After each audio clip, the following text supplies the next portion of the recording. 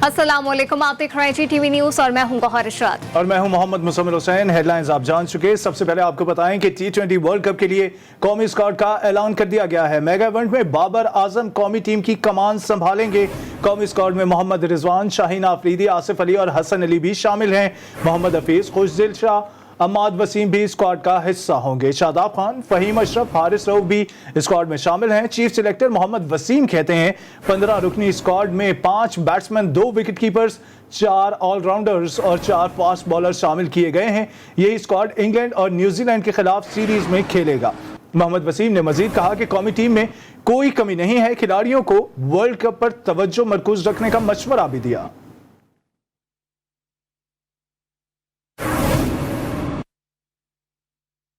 यौम दिफा के हवाले से खबर शामिल कर आपको बताएं, मुल्क भर में यौम दिफा पाकिस्तान भरपूर मिली जोश और जज्बे से मनाया जा रहा है।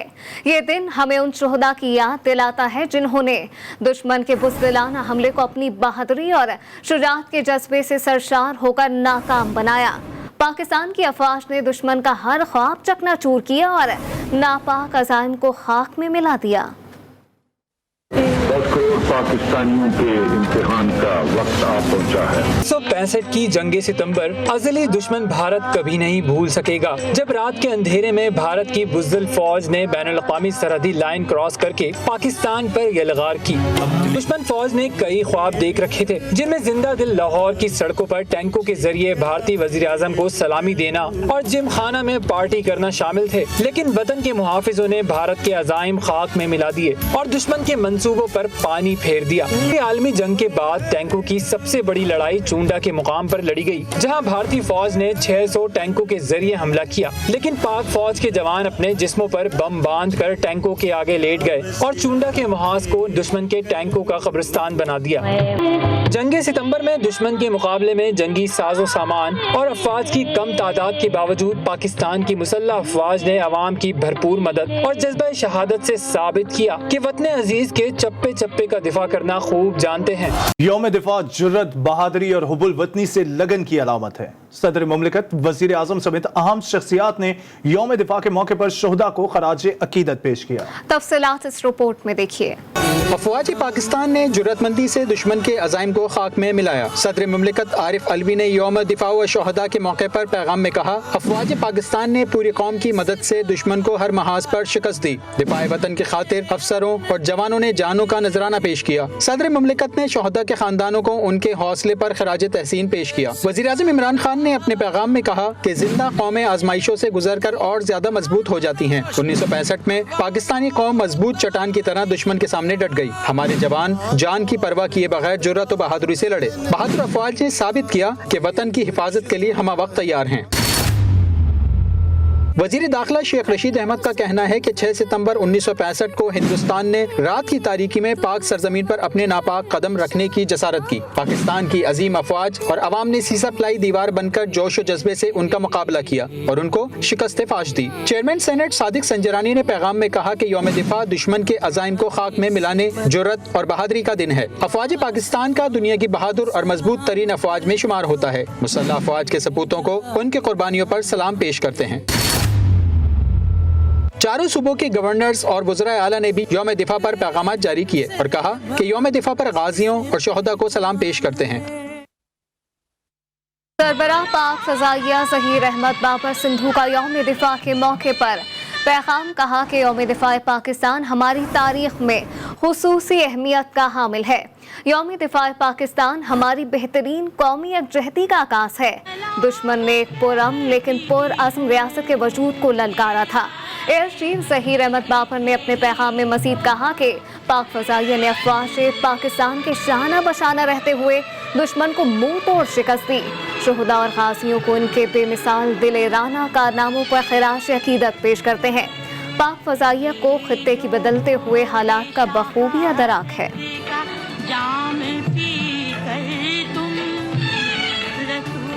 6 सितंबर 1965 ये वो दिन है जब पाक फौज ने जमा मर्दी से भारतीय फौज का मुकाबला करते हुए उनके अज़ाइम को खाक में मिलाया। जंग के खासी का खुदे का हाल बता रही हैं बुशरा कमर अपनी इस रिपोर्ट में।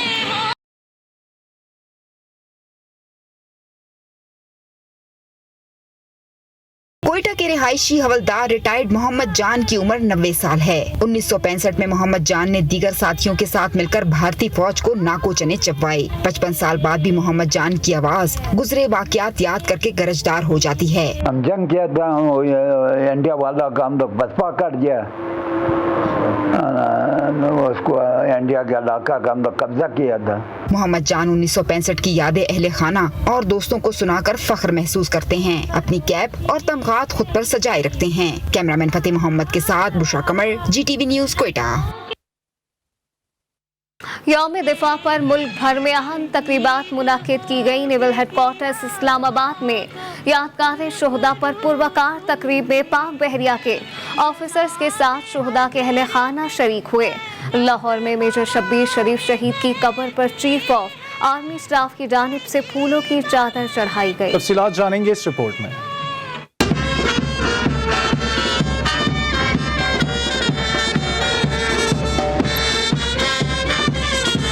मुल्क भर में यौम दिफा पाकिस्तान की तकरीबात का इनेकाद। शोहदा को खराज अकीदत पेश करने का सिलसिला जारी। नेवल हेडक्वार्टर इस्लामाबाद में यादगार शोहदा पर पुरवकार तकरीब हुई। Chief of naval staff admiral Mohammad Amjad Khan Niazi तकरीब के मेहमान खुसूसी थे। पाक बहरिया के अफसर, चीफ पेटी अफसर्स और सीलर्स और शोहदा के अहले खाना भी शरीक हुए। तकरीब में मुल्क के इस्तेहकाम और शोहदा के दर्जात की बुलंदी के लिए खुसूसी दुआएं की गयी। लाहौर गैरिजन में यौम दिफा पर पुरवकार तकरीब का इनेकाद। General officer commanding major general Mohammad Shahbaz Khan ने यादगार शोहदा पर फूलों की चादर चढ़ाई और फातिहा ख्वानी की। पाक फौज के शोहदा और गाजियों को भरपूर खराज अकीदत पेश किया गया। लाहौर के मियानी साहब कब्रिस्तान में मेजर शरीफ शहीद को खराज अकीदत पेश किया गया। General officer commanding major general Raza Azad ने मेजर शरीफ शहीद की कब्र पर चीफ ऑफ आर्मी स्टाफ की जानिब से फूलों की चादर चढ़ाई और फातिहा ख्वानी की। यौम दिफा पाकिस्तान पर पाक फिजाइया के जवानों ने मज़ार कायद पर गार्ड्स के फराइज संभाल लिए। मज़ार कायद पर पुरवकार तकरीब के हवाले से ये रिपोर्ट देखिए।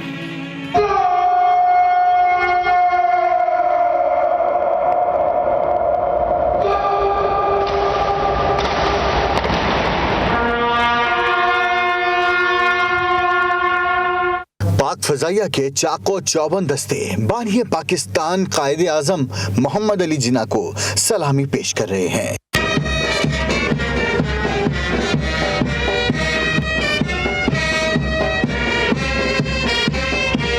यौम दिफाए पाकिस्तान पर मज़ार कायद पर गार्ड्स की तब्दीली की पुरवकार तकरीब हुई। पाक फजाइया के दस्ते ने एजाजी गार्ड्स की जिम्मेदारियां संभाल ली। Air vice marshal Mohammad Kaiser Janjua, air officer commanding Asghar Khan academy तकरीब के मेहमान खुसूसी थे।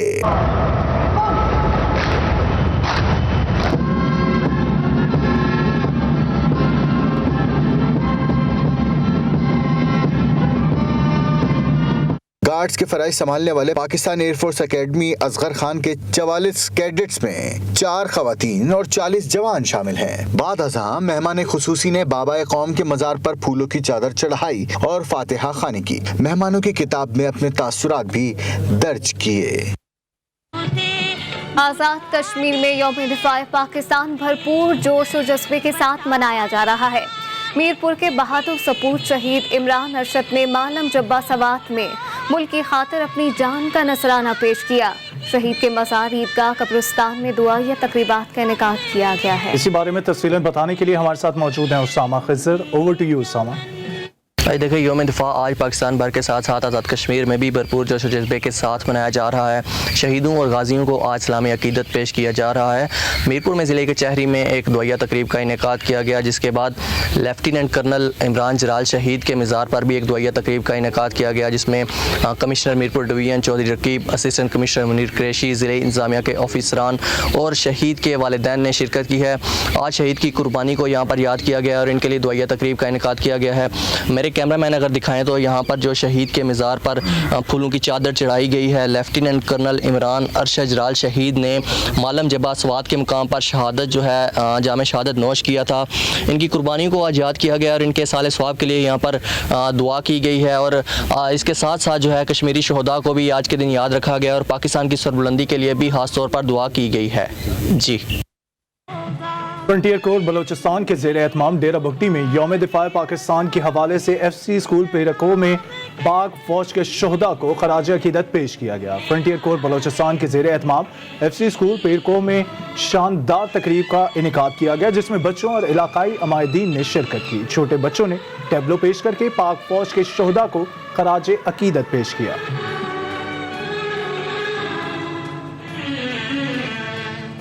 हर तरफ तैयारों की गूंज और अल्लाह अकबर की सदाएं बुलंद थीं।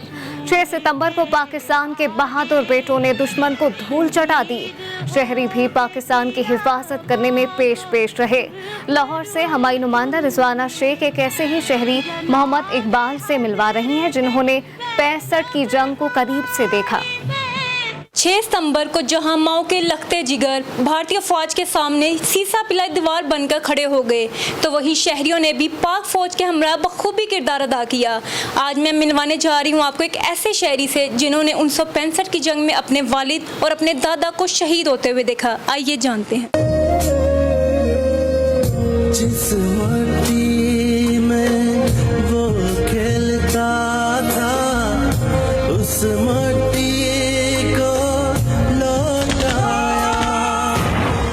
लाहौर जल्लो मोड़ के रिहायशी मोहम्मद इकबाल इस बात पर फख्र करते हैं कि जंग में उनके दादा चौधरी खुशी मोहम्मद और वालिद चौधरी गुलाम मोहम्मद सिंधु ने जाम शहादत नोश किया। उनका जहाज आया है, उन्होंने समझा कि शायद यहाँ पे ना बहुत ज़्यादा मुसलमान बैठे हुए हैं, हालांकि वो भैंसें थी और मेरे वालिद साहब और दादा जान थे, तो उन्होंने बम गिरा दिया, तो इस तरह वो शहीद हो गए। मोहम्मद इकबाल कहते हैं अफवाज पाकिस्तान ने अपनी पेशावराना महारत से BRB नहर को दुश्मन के लिए खौफ की अलामत बना दिया। ये पुल इतना पक्का बना हुआ था, जब ये पुल तोड़ने की कोशिश की, ऊपर से ग्रेनेड मारे तो ये पुल नहीं टूटा। 2 हमारे फौजी उन्होंने बम बांध के नीचे जाके उनको ब्लास्ट किया, तो फिर जाके ये पुल टूटा था। जल्लो मोड़ कब्रिस्तान में पाक भारत जंग में अपनी जान वतन के लिए कुर्बान करने वाले 30 से ज्यादा शहदा की कब्रें भी मौजूद हैं। वतन अजीज की हिफाजत करते हुए धरती के बेशुमार सपूतों ने अपनी जानों का नजराना पेश किया और भारतीय फौज के नाकाम अज़ाइम को खाक में मिला दिया। कैमरामैन सलमान मिराज के साथ Rizwana Shaikh, GTV news, Lahore. Welcome back. Afghanistan में तालिबान की नई हुकूमत की तैयारियां जोरों शोर से जारी हैं। नई अफगान हुकूमत की तकरीब में शिरकत के लिए तालिबान ने मुख्तलिफ ममालिक को दावतनामे भेजना शुरू कर दिए हैं। अमारात इस्लामी ने नई हुकूमत की तकरीब में पाकिस्तान, तुर्की, कतर, रूस, चीन और ईरान को शिरकत की दावत दी है। दीगर ममालिक को भी मुमकिना तौर पर दावत दी जाएगी। मुल्क में कानून की बालादस्ती की जंग लड़ रहे हैं। हुकूमत पर हमला करने वाले कानून की बालादस्ती नहीं चाहते। वज़ीर आज़म इमरान खान का नथिया गली में तकरीब से खिताब, कहा बैरून मुल्क मुकीम पाकिस्तानी हमारा सबसे बड़ा असासा है। बदकिस्मती से हमने ओवरसीज पाकिस्तानियों से फ़ायदा नहीं उठाया। कराची के लोग यहाँ का पैसा दुबई में लगा रहे हैं। इमरान खान ने मज़ीद कहा कि बरामद बढ़ेगी तो पैसा आएगा और मुल्की कर्ज उतारने के काबिल होंगे। सिस्टम को ठीक करने की जंग ऐसे है कि हम कानून की बालादस्ती की जंग लड़ रहे हैं, रूल ऑफ लॉ। ये सारे जो इस वक्त अटैक कर रहे हैं इस गवर्नमेंट को, इनका मसला ही एक है, ये कानून की बालादस्ती नहीं चाहते। सारे पाकिस्तानी कराची से उठ के जाके दुबई में पैसा लगा रहे हैं। गवर्नमेंट अपने आप का ही फायदा पहले देखती है, फिर अवाम का फायदा देखती है। हालांकि गवर्नमेंट का मेन काम होता है अवाम की बेहतरी करना। हमारा जो सबसे बड़ा असास है वो ओवरसीज पाकिस्तानी है, और बदकिस्मती से हम इस बड़े टैलेंट को, इस बड़े असासे को हम सही माने में अभी तक इसका फायदा नहीं उठा सके, इसको टैप नहीं कर सके। जब तक हम अपनी एक्सपोर्ट्स बढ़ा रहे हैं और एक्सपोर्ट्स बढ़ेंगी तो हम अपना डॉलर का कर्जा वापस करेंगे। एक मुल्क तब अमीर होता है जब उसके पास चीजें दुनिया को बेचने के लिए हों। आज कौम को मुत्तहिद होना होगा, हमें मुआशी मैदान में पाकिस्तान को मजबूत बनाना होगा। कायदे हिज़्ब इख्तिलाफ शहबाज शरीफ का कहना है कि हमें मुत्तहिद होकर चैलेंजेस से निपटना होगा, दिन रात मेहनत करके मुल्क का खोया हुआ मुकाम वापस लाना होगा। शहबाज शरीफ ने मजीद कहा कि महंगाई के तूफान को ना संभाला गया तो ये हुकूमत को बहा कर ले जाएगा। पाकिस्तानी कौम को इस मुल्क के अंदर गुर्बत और बेरोजगारी के खात्मे के लिए और इन शहीदों की रूहों को तस्कीन पहुंचाने के लिए हमें शबाना रोज मेहनत करनी होगी और पाकिस्तान को उसका खोया हुआ मुकाम दिलवाना होगा। महंगाई ने आम आदमी की कमर तोड़ दी है और मैं समझता हूं कि अगर इस महंगाई को तूफान को ना संभाला गया तो ये इस हुकूमत को खसो खाशाक की तरह बहा कर ले जाएगा। आलमी वबा कोरोना वायरस के हवाले से खबर शामिल कर आपको बताएं, मुल्क में कोरोना के वार थम ना सके। एक ही रोज में मजीद 57 मरीज जान से चले गए हैं। NCOC के मुताबिक वबा से अमवात की मजमूई तादाद 26,232 हो गई है। गुज़िश्ता 24 घंटों के दौरान मजीद 3,613 नए केसेस भी रिपोर्ट हुए हैं। 24 घंटों के दौरान मुस्बत केसेस की शरह 6.32% रिकॉर्ड की गई। कराची में कोरोना की शरह 25% से कम होकर 6 से 7% रह गई है। वबा के फैलाव को कम करने के लिए तालीमी इदारे बंद करने के फैसले पर हमें तनकीद का निशाना बनाया गया। आज वफाकी हुकूमत खुद तालीमी इदारे बंद कर रही है। वज़ीर आला सिंध मुराद अली शाह ने कहा कि लोग सिंध हुकूमत की हिदायत को फॉलो कर रहे हैं। मुराद अली शाह ने मजीद कहा कि हमें मिलकर कोरोना से निपटने के लिए कोशिश करनी चाहिए। आज से कोई 1-1.5 महीना पहले कराची में ख़ास तौर पे और हैदराबाद में हमारे बड़े शहरों में कोरोना की वबा बहुत फैल गई थी। हुकूमत सिंध ने कुछ स्टेप्स लिए जिनमें हमने 1 हफ्ता कंप्लीट लॉकडाउन भी किया था। अल्लाह ताला की मेहरबानी हुई, जो 25-26% से भी ज़्यादा कोरोना की इन्फेक्शन रेट थी वो अब कम होकर 7-8% रह गई है कराची के अंदर। हुकूमत सिंध जब ये स्टेप्स ले रही थी तो हमें शदीद तनकीद का सामना करना पड़ा था लोगों से कि जी क्या सिर्फ सिंध में होता है, और अभी इस वक्त सिंध में कुछ कंट्रोल में है, बाकी सूबों में मैंने सुना है कि कुछ बढ़ा हुआ है। हमें एक बार फिर पूरे मुल्क को इकट्ठा होके इस वबा को कंट्रोल करने के लिए पूरी कोशिश करनी चाहिए। और अब आपको बताएं कि बारिशें तो थम गई हैं, लेकिन कराची में बारिश के असरात अब तक खत्म नहीं हो सके। मलीर नदी में पानी के तेज बहाव की वजह से कोरंगी कॉसवे के दोनों ट्रैक पर पानी ताहाल मौजूद है, जिसकी वजह से एक ट्रैक को ट्रैफिक के लिए भी बंद कर दिया गया है। तफसीलात क्या है, ताज़ा तरीन सूरत हाल क्या है, जान लेते हैं। वसीम हैदर वहां पर मौजूद हैं। वसीम, क्या सूरत हाल देख रहे हैं? कब तक दोनों ट्रैक्स खोल दिए जाएंगे?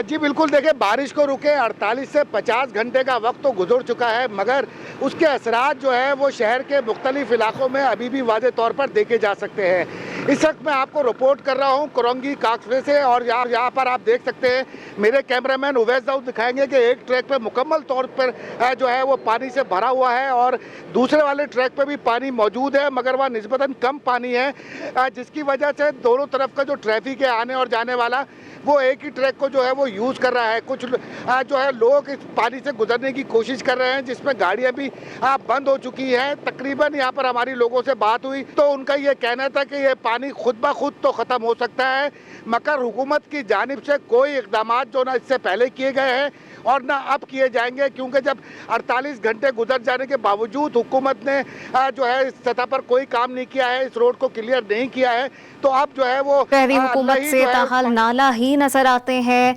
वसीम हैदर अपडेट कर रहे थे, आपका शुक्रिया। कोरंगी कॉजवे पर पानी में गाड़ियां फंस रही हैं तो उधर सी व्यू पर जहाज फंसा हुआ है। कराची के साहिल पर फंसने वाले बहरी जहाज MV हैंगटोंग 77 को निकालने के लिए 5वीं बार ऑपरेशन आज शुरू किया जाएगा। आइंदा कल समुद्र में बुलंद लहरें बनने का भी इम्कान जाहिर किया जा रहा है। इसी वाले से मजीद क्या तफसीलात हैं, मोहम्मद मोहसिन से जान लेते हैं। मोहसिन, बताइएगा क्या हाई टाइड बनना शुरू हो गई हैं और जहाज निकलने के कोई इम्कानात नजर आ रहे हैं? अब आज बिल्कुल हाई टाइड है, समंदर में आज ऊंची लहरें पैदा हो रही हैं और ऑपरेशन शुरू हो चुका है। अभी भी यहाँ पर काम जारी है और आज जो क्रेन बार्ज है और टग्स बोट हैं वो इस जहाज़ के पीछे हैं, इस वजह से नज़र नहीं आ रहा है। उनसे इस जहाज़ को रस्सों के ज़रिए मुंसलिक की जा रहा है, जिसमें सूती रस्सों के साथ साथ फौलादी रस्से भी होंगे। यहाँ पर सारा काम जो ठेकेदार है उसकी अपनी निगरानी में हो रहा है। आज हाई टाइड था, लेकिन आज उन्होंने कहा कि तमाम काम मुकम्मल कर लेंगे, जिसके बाद कल जहाज़ को पुश करने की कोशिश की जाएगी और जहाज़ के जो क्रेन बार्ज है और जो टग बोट्स हैं उनको बहुत करीब बुला लिया गया है और वो करीब आके फिर इसको रस्सों के ज़रिए निकालने की कोशिश करेंगे। अभी यहाँ पर जो रस्से हैं, सूती रस्से हैं, उनके साथ यहाँ पर जो तार होते हैं उसको भी बांधने की कोशिश की जा रही है ताकि रस्से मजबूत हो जाएं। हमने देखा था 26 तारीख को जो चौथा ऑपरेशन हुआ था उसमें 3 रस्से टूट गए थे क्योंकि यहाँ पर बहुत सीधा रस्से इस्तेमाल किए जा रहे हैं, सूती रस्से। तो अब की कोशिश ये की जा रही है कि रस्से ना टूटें और फौलादी रस्सा भी उसमें इस्तेमाल किया जा रहा है। तो आज यहाँ पर तमाम तैयारियां कंप्लीट कर ली जाएंगी। क्रेन बार्ज को हैंगर कर दिया जाएगा, टग बोट्स को करीब बुला लिया जाएगा और इनको रस्सों से मुंसलिक कर लिया जाएगा, जिसके बाद कल कोशिश की जाएगी कि इसको 600 से 650 मीटर दूर ले जाएं और उसके बाद इसको हार्बर तक ले जाना आसान हो जाएगा। जी बहुत शुक्रिया तफसीलन आगाह करने के लिए मोहम्मद मोहसिन। जिना का पाकिस्तान बाप टंडो आदम की जानिब से शाह अब्दुल लतीफ लाइब्रेरी में स्पीक फॉर हुसैन अलैहिस्सलाम के नाम से तकरीरी मुकाबले का इनेकाद किया गया, जिसमें मुकर्ररीन ने भरपूर तादाद में हिस्सा लिया और अपने हुनर के जौहर दिखाए। तकरीब में आए मेहमानों ने सदर बाप टंडो आदम अल्तमर सहतो, जनरल सेक्रेटरी सरफराज अली, अमीर सिपा शाहजेब अली, अमीर तालीम आसिफ सान, विमेन चांसलर निमरा रजा, मीडिया इंचार्ज कब्रुन्निसा को कामयाब प्रोग्राम के इनेकाद पर मुबारकबाद पेश की। मुकाबले के उर्दू जूनियर कैटेगरी में उमनेस ने पहली, गोपिका ने दूसरी और उर्मेश ने तीसरी पोजीशन हासिल की। उर्दू सीनियर कैटेगरी में नूर फातिमा ने पहली, शादाब ने दूसरी और ईमान फातिमा ने तीसरी पोजीशन हासिल की है। इंग्लिश कैटेगरी में अबीहा लुकमान ने पहली, महानूर गुल ने दूसरी और मरियम गुल ने तीसरी पोजीशन हासिल की है। खबर शामिल करेंगे खेल के मैदानों से। पैरालंपिक्स में गोल्ड मेडल जीतने वाले हैदर अली वतन वापस पहुंच गए हैं। वजीर खेल पंजाब राय तैमूर भट्टी ने लाहौर एयरपोर्ट पर इस्तकबाल किया। वतन पहुंचने पर हैदर अली का कहना था कि घर में रहकर 5 साल तक खुद ट्रेनिंग की, कौम की दुआओं से मेडल जीता है। अवाम ने मुझे कामयाबी पर जो मोहब्बत दी, इस पर मैं उनका तहे दिल से शुक्रगुजार हूँ। न्यूज़ बुलेटिन में फिलवक्त इतना ही। कुछ ही देर में लौटेंगे हेडलाइंस के साथ। देखते रहिए GTV।